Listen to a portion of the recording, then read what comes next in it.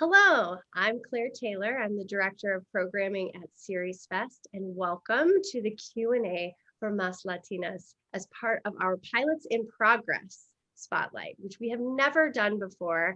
And when we saw this project, we were so inspired by Geneva and her team who are joining us today to get the SeriesFest family rallied around this special property. And we're really happy to be having a behind the scenes conversation with you ladies. Welcome. Thank you for having us. So yeah, it's exciting. Right back at you. We can just keep I love this. This is such a love fest. So, for our audiences, Geneva, where did you come up with this idea? What was the spark for this project?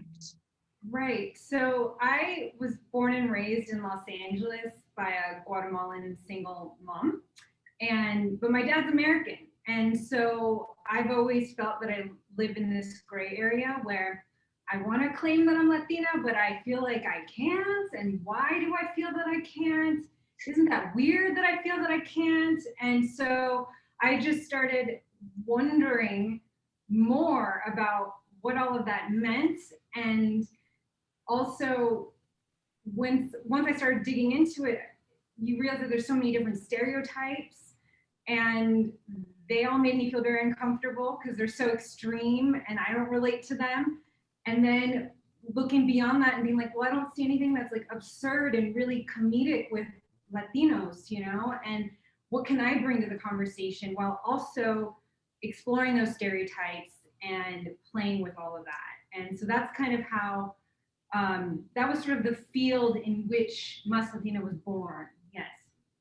Well, that sounds amazing. And how did you ladies, you're on screen. Had you ever acted before? Or was this your first time, being in a project like this? Well, yeah, I'm an actress. Okay. And but Mayra, we were so happy and grateful because she's not an actress. This is actually her first experience, and it's not because she's right here, but she was great. I'm telling you. She never believed me because it was like action, and she was so natural. I know right in take one, and I'm knowing all her dialogue and stuff, and I'm like, girl. Exactly. So yeah, and one of the things that I consider that we as a Latin family we bring to the table is the love and being together and just that warmth and that harmony that, like Geneva was just saying, we're very different and we all have an open mind about everything, but we take care of each other. So I just thought it was so beautiful to have more than two, 3 generations, of Latina girls on the project. So yes, and she's right here. So very patient and very generous to be here with us. Yeah, true. And perdón. Go ahead.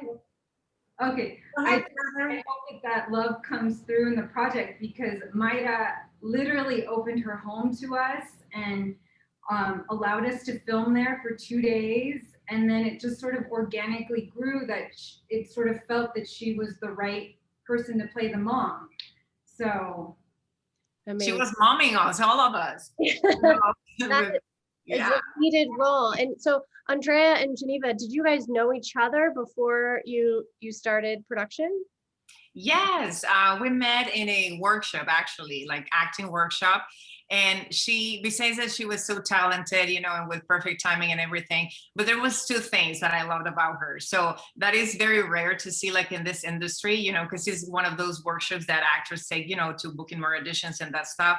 And then she came to me and she said hey, I have this audition, but I'm not going to be able to make it. So I thought that you would be a great candidate. So I just want to give you the information, and why don't you go and give it a shot? And I'm like, that's so sweet.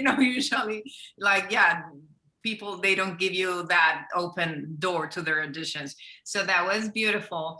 And then a family of her, she's involved in rescuing, because we love, I have 2 cats, 1 dog, and we have always rescued a lot of pets.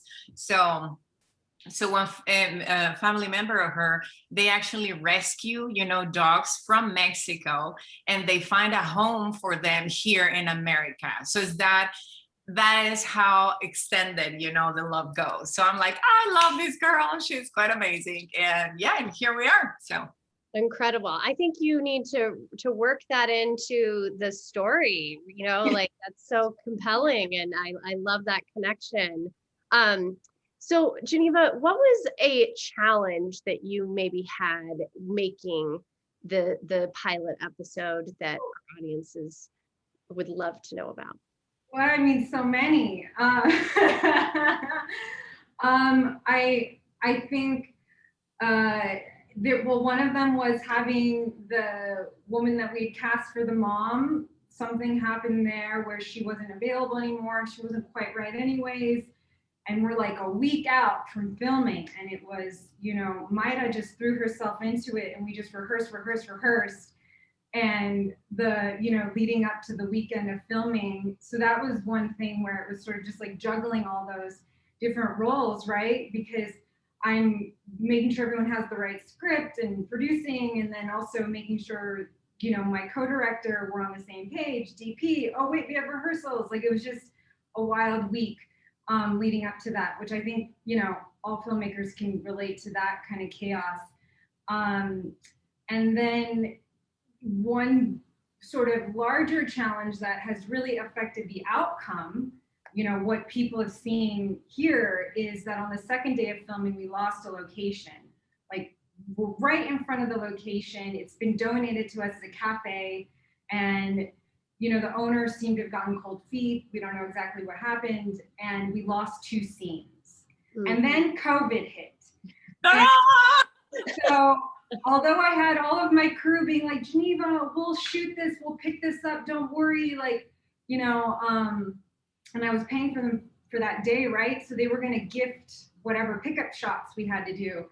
We couldn't do that anymore now because of COVID and with lockdown and pandemic and all of that. And so I had to do some rewriting after filming. How can I use the narrator to fill these gaps that, this footage that I don't have anymore? What can I film on my own for almost no money and to also fill in those gaps that, what we lost. And so that definitely impacted the outcome, and it was a learning experience. Was the narrator not an original part of the pilot, or was that something that you put in after facing those COVID challenges, man? That's a whole other issue.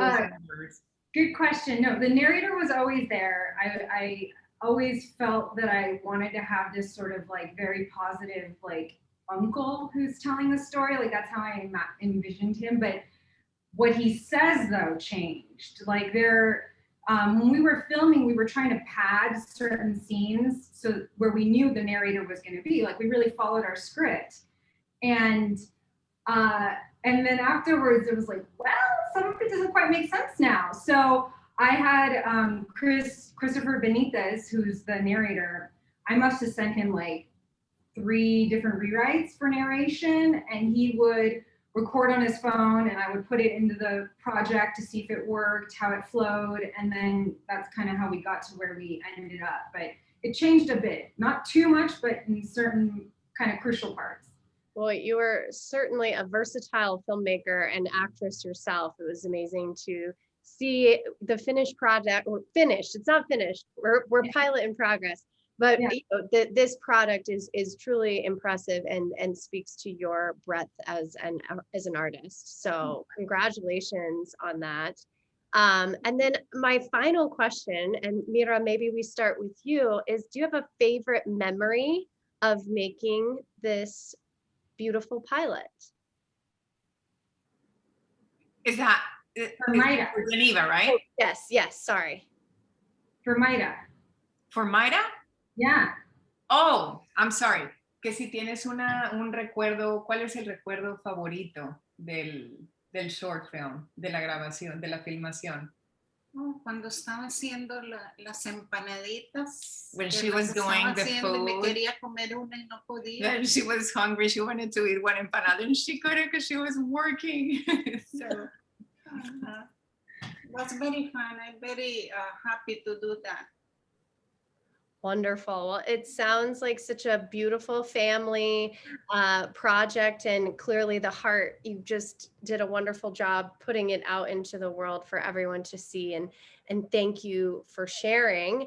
And even cooler with Mas Latinas is everybody who watches it now gets a survey to fill out to help Geneva get to her next round of edits and her goals for the series. And this is, again, unlike anything we've ever done before. So we hope you enjoyed.